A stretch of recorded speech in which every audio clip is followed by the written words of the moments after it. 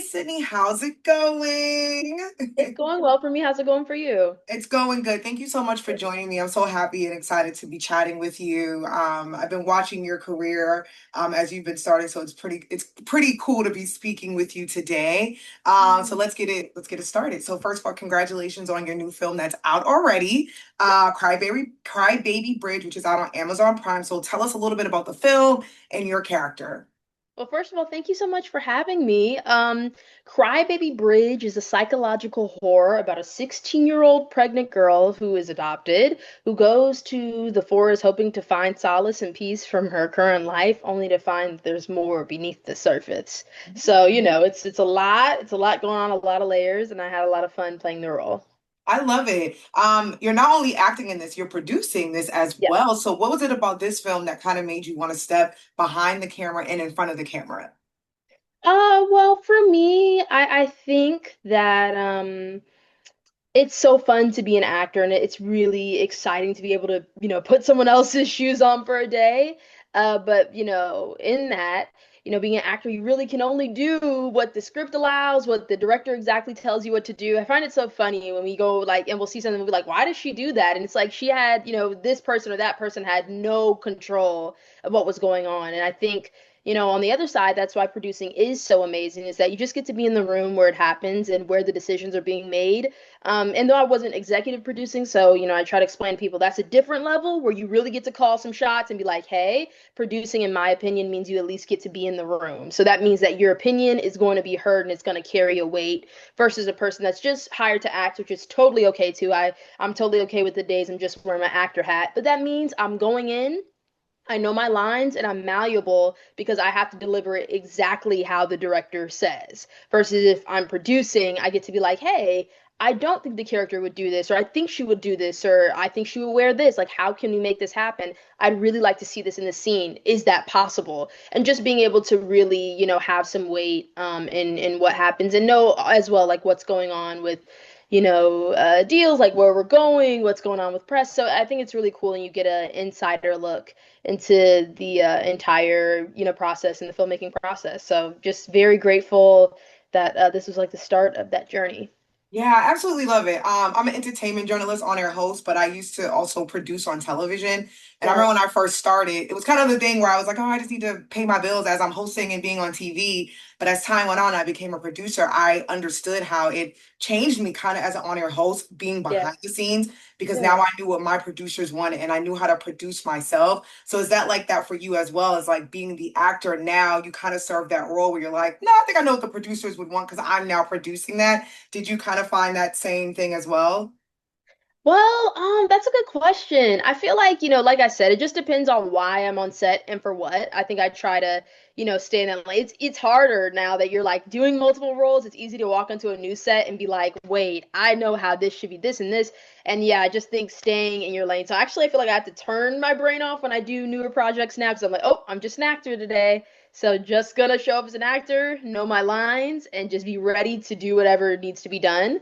But yeah, definitely like your experience. It felt really great to have just a new, perspective of like this thing that we love to do. So I was very grateful. Yeah, no, I feel you on the turning your head off because sometimes I watch TV and then my producer brain will pop up and I'm like, damn, I hate that I know this stuff now because I don't watch TV the same way I used to versus Hmm. someone who just enjoy television. So I Exactly. totally feel that. This is a thriller and a horror, correct? Is this the Yes. type of genre? Is this a genre that you've always been a fan of? And after doing this, is this something where you want to tap back into like thrillers and horror? I would not say I've always been a fan. I reached out to our director and asked the comparables or like comp films that I should be watching to get me in the mode for this. I would have to watch it only during the afternoon, so it wouldn't be too close to night. Whew, it freaks me out so bad. But it was fun to play, and I always tell people that being in a horror, I'm sure even if I did something a little bit more scary, for the most part, is actually not that scary. A lot of things happen with VFX. or the music composition. So like really when you're just in it, like there's really not like imagine just silence and you're doing something versus you're watching a horror film and then there's all these violins happening and special effects and this like we really get like 50% of what the real product is going to be. So it's really you're acting like when you're being scared or screaming or whatever, it's really you have to kind of make up something in your mind as to why are you screaming like that? What's going on? So I would do it again, I think, as an actor. Like, it was a really great experience to play a lot of layers. I feel like horrors have a lot of layers, and a common thread that I saw through a lot of the horrors that our director really wanted me to watch, like Midsummer, or We Need to Talk About Kevin. I know those were some of the things that we watched. There's a lot of you kind of come into this heaviness. Like in horrors, there's already like so much going wrong before and it's like the day before everything just gets even worse. So I think as an actor, that's the best to play when everything is going wrong for your character, and it's like now something crazier is going to happen, and they're already experiencing the worst day of their life. So very fun as an actor to experience, but I'm also open to doing new things as well. So yeah, I Well, enjoy my experience though. I love that. Well, you're not new to this, you're true to this. You have also starred on the soaps, which I grew up with the soaps and I love the soaps. You starred as Trina in General Hospital and you earned two daytime Emmy nominations, which Yes. is so fantastic. So congratulations on that. So for you, because the soap opera world is a beast in its own, and I say that in a great way because I feel like it does a lot for actors because you guys are reading scripts every day and acting every day. So from also being on the from the soap world, what did that teach you as far as going into like other acting worlds, I guess you can say? Oh man. Well, it taught me so much. I think that, and I hope that people related to my portrayal of the character Trina, because I just made her really like human and as close to me as possible. I think that it definitely grows you as an actor for sure. You're doing maybe 50 to 80 pages of scripts a day, and you want to get each scene done in one take with probably doing an episode or two a day. So it's like doing a play, but just like every single day is a new play. So it's crazy. And then also there's a lot of exposition. So what that means for my non-film people is essentially you're going to be watching the show, but say someone misses an episode of the show, which will happen, the writers will write in kind of a summary of what's happened through the character's mouth. But the problem is these summaries are like a page, sometimes page and a half long, and you've got to make it natural. Like, you know what I mean? In regular life, you wouldn't be like, yeah, yesterday I really went to the store and then I did this, and this is why I was upset with my mom. Like, this is not normal conversation maybe you would have, and you've got to explain everything that's happened to the character thus far, usually like in a conversation or a talk or whatever they have you doing, and make it super natural. So, you know, tough job for the writers, tough job for the actors. But yeah, I think it's just been, I really loved doing a soap because it felt like a fun challenge. I don't know, like a Wii game or a sport or something where it's just like try to do this thing. I don't know, like, rub your tummy and pat your head at the same time. Like that's really what it felt like. Like just try to do this thing, but also do it with something else. And now we're gonna add blocking. Like it was all these layers. And some days were kind of like, okay, how am I going to do this? But somehow I was able to, and of course, was surrounded by amazing people as well. So Yeah. very fun, and I think definitely shows. I really have a love and passion for acting, and of course, like filmmaking and being in film and TV. But I really do love acting because I think the challenges were not really daunting as much as they were like exciting for me. Yeah, yeah, but you killed it, and I think anyone who's Thank on a soaps, anyone in the theaters, all types of actors, I think such an amazing craft and it's such an amazing gift to do. But I will give it to the theater folks and the people on soaps because that is a challenge in itself. you. Because to have to do that every day, I'm like, God bless you. I know when I did tap into acting, and I remember soaps were the things that I was thinking about, and I was like, yeah, no, that's a different beast. But I say that again in a great way because it's such Thank an you. amazing skill to have. So I Yeah. always like toot my hat to you and anyone who comes from the soap world. For you, because we've seen you grow up on screen and playing Trina on General Hospital. How intentional are you about choosing roles that reflect where you are today? Oh, that's a good question. I don't even like to put on like a face or a hat for people, like, when it comes across my desk, that is the falsest thing. I am hustling. I'm hustling just like everyone. And, of course I have my standards. I've been sent a few things. I'm like, hold up. Now, I'm not going to do that on screen. I'm not. But for the most part, as long as it aligns with my values, I'm pushing it out there. I'm doing it, whether it's, maybe it's, a student thing or whatever, but I really resonate with the script. And I'm like, I haven't done a role like this before. Let's do it. Let's just get it on tape so people can see me doing a comedy or, doing, stunt work or something like that. Or it might be a bigger thing and not always the hugest role, but I'm just like, okay, but this would be awesome to work with this director or to, be next to this actor. So, I hope that answers kind of a question and brings some peace to people because it's so hard to hear other actors talking. They're like, when it comes across my desk, I'm like, what? Like that's not really like always the day to day. And I hope to, we all hope to get to a point in our careers where we get to choose what, we really want to like be very choosy, like, okay, this or that. But, I hope that gives some encouragement that yeah, it is a hustle in the best possible way. And I think to find joy in the journey, I've just been enjoying the steps in between. Like I said, I love acting. I love memorizing a good line. I love feeling, I did an audition this morning. I love feeling like the audition Yes. was a win. Like it's serious. Like, you know what I mean? So I think that feels just as good as like, the actual booking. And I think that anything that you're enjoying the steps along the way will make the journey a lot more enjoyable. And I'm 100% learning that. I love that. That's such a great answer. And you wear many hats, which I absolutely love, and I love that about you. Another congratulations, you graduated from UCLA. So And shout out to did. that because I say like for actors or anybody, any type of field, then to go to school, it's pretty amazing. So for you, acting and producing and dancing and going to college, how does one stay grounded? My mom, she be texting me, has stuff to do dishes. LOL. But no, I mean, I feel just really blessed to be where I am. And I think also to stay, I think ready and passionate. I've been doing this for a long time, which is like crazy to say. Like I'm 23 and I'm like, I've been doing this for 15 plus years. So I know that's very rare to say that I've had so much experience at such a young age, but something that really keeps me, grounded and like passionate as well. Just continuing to surround myself with artists, like whether it's somebody that just started acting or has been acting for decades, being in classes or just being around like, different people. I really think that you feed off that energy as well. Because it can get really easy to be like, oh, I've been in this. I don't have to audition. I don't have to do anything. And it's like, if you go in with that mentality, like you never know, you might have had to do 100, you might have to do 1,000 to get that one that really really resonates with you and audiences and is that role of a lifetime. So I think just surrounding myself with people that are like-minded that have a love for the craft, and I think that's what keeps me going and keeps me grounded and keeps me finding new ways to love this crazy thing of entertainment that we all do. I absolutely love it. Yes, girl. I love everything about it. And I love everything about you. And because you know Thank me, I'm you. all about giving flowers. So I'm just giving you your flowers. Girl, Thank you you. do it all. And then we have voice acting. We have, Yes, voiceover. So I just want to read this to make sure I'm like saying this correctly because I want people to know like what you have voiced and starred in because that's also yes. another amazing feat. So you voice leading roles in Transformers, Earth Spark, and Fright Crew. You also in Kippo in the Age of Wonder Beast. So again, voice acting on screen, acting on the soaps, acting on stage, and voice acting are so completely different.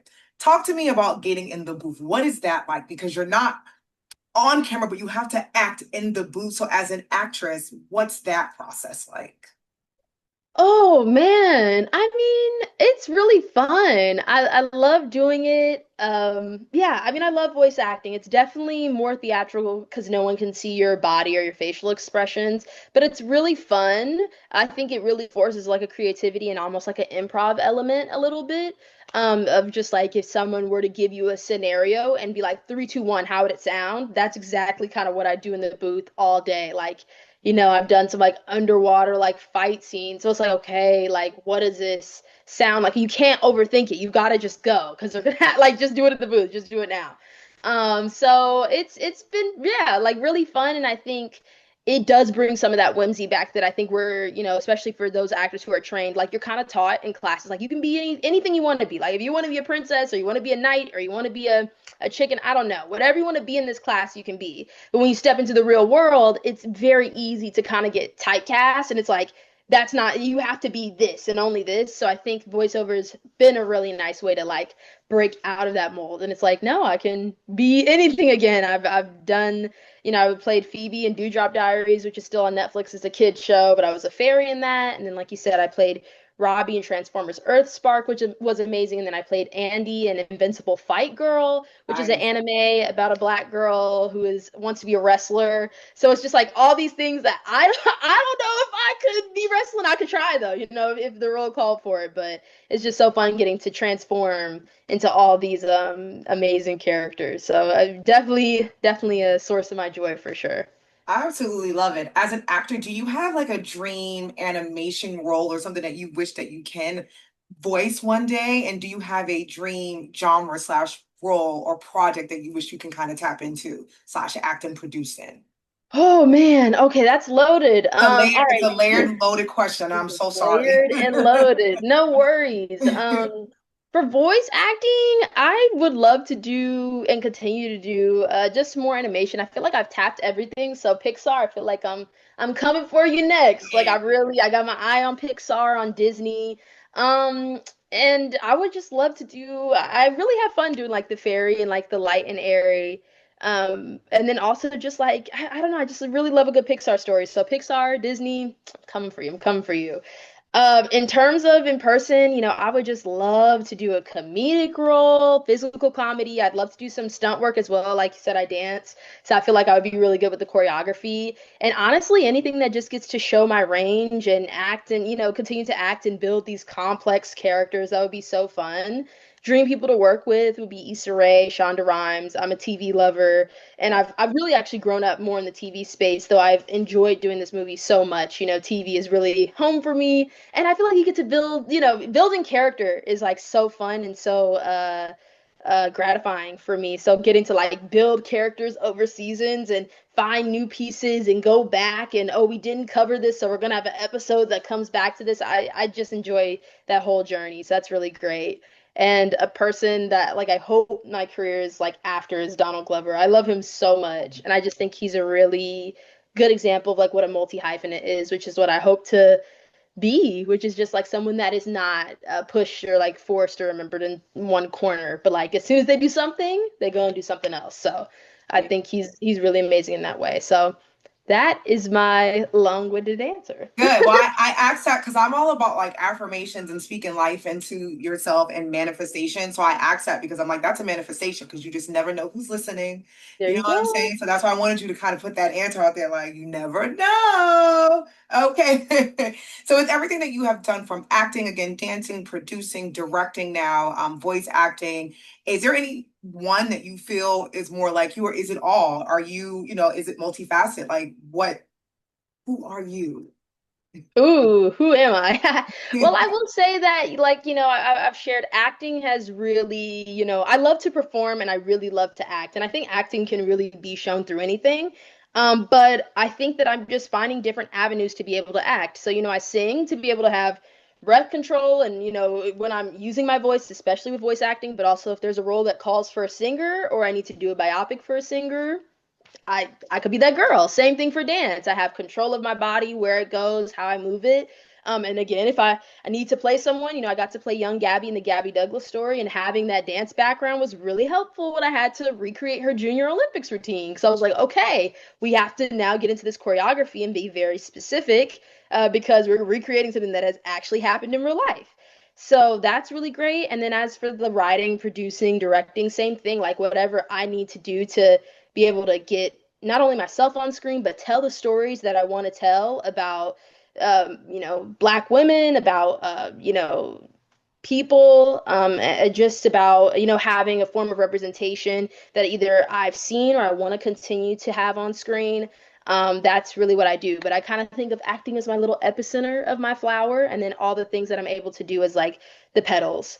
So that's what I hope to continue to do and keep growing the flower. Some petals sometimes they're shorter or longer. So okay, I'm like, okay, how do I water this petal? How do I let go of that petal? But I think acting for me has always been what I'm drawn to. And yeah, it will always be like my first love. But I have so many loves that have blossomed from that.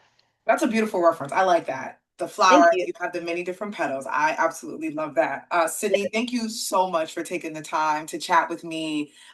This has been great. And I just want to say congratulations on everything that you're working on, everything that you will be working on in the future. I cannot wait to see your journey. I know you are verified on Instagram. Let folks know where they can find you at so they can see all of your updates. Sure, you can find me at official Sydney Mikayla on Instagram. Okay, perfect. Well, Sydney, thank you again. It's been such a great pleasure speaking with you. And again, I can't wait to see the rest of your journey. Of course, thank you so much for having me. Thank you. Thank you.